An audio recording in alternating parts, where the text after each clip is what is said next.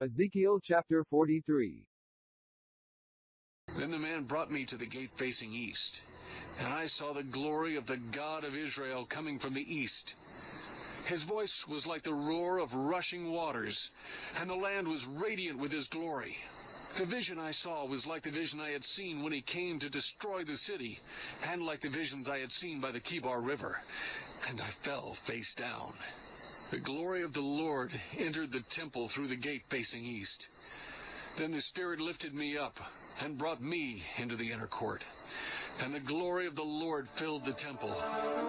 While the man was standing beside me, I heard someone speaking to me from inside the temple. He said, "Son of man, this is the place of my throne, and the place for the soles of my feet. This is where I will live among the Israelites forever. The people of Israel will never again defile my holy name, neither they nor their kings, by their prostitution and the funeral offerings for their kings at their death.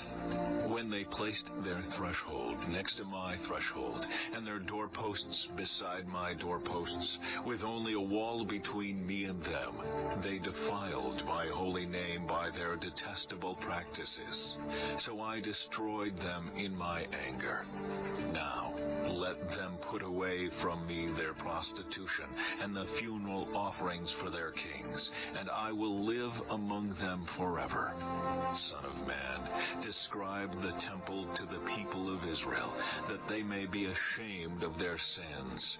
Let them consider its perfection, and if they are ashamed of all they have done, make known to them the design of the temple, its arrangement, its exits and entrances, its whole design, and all its regulations and laws. Write these down before them, so that they may be faithful to its design and follow all its regulations. This is the law of the temple. All the surrounding area on top of the mountain will be most holy. Such is the law of the temple. These are the measurements of the altar in long cubits, that cubit being a cubit and a handbreadth. Its gutter is a cubit deep and a cubit wide, with a rim of one span around the edge. And this is the height of the altar. From the gutter on the ground up to the lower ledge that goes around the altar, it is 2 cubits high, and the ledge is a cubit wide. From this lower ledge to the upper ledge that goes around the altar, it is 4 cubits high, and that ledge is also a cubit wide. Above that, the altar hearth is 4 cubits high, and 4 horns project upward from the hearth. The altar hearth is square, 12 cubits long and 12 cubits wide. The upper ledge also is square, 14 cubits long and 14 cubits wide. All around the altar is a gutter of 1 cubit, with a rim of half a cubit. The steps of the altar face east. Then he said to me, Son of man, this is what the sovereign Lord says. These will be the regulations for sacrificing burnt offerings and splashing blood against the altar when it is built. You are to give a young bull as a sin offering to the Levitical priests of the family of Zadok, who come near to minister before me, declares the sovereign Lord.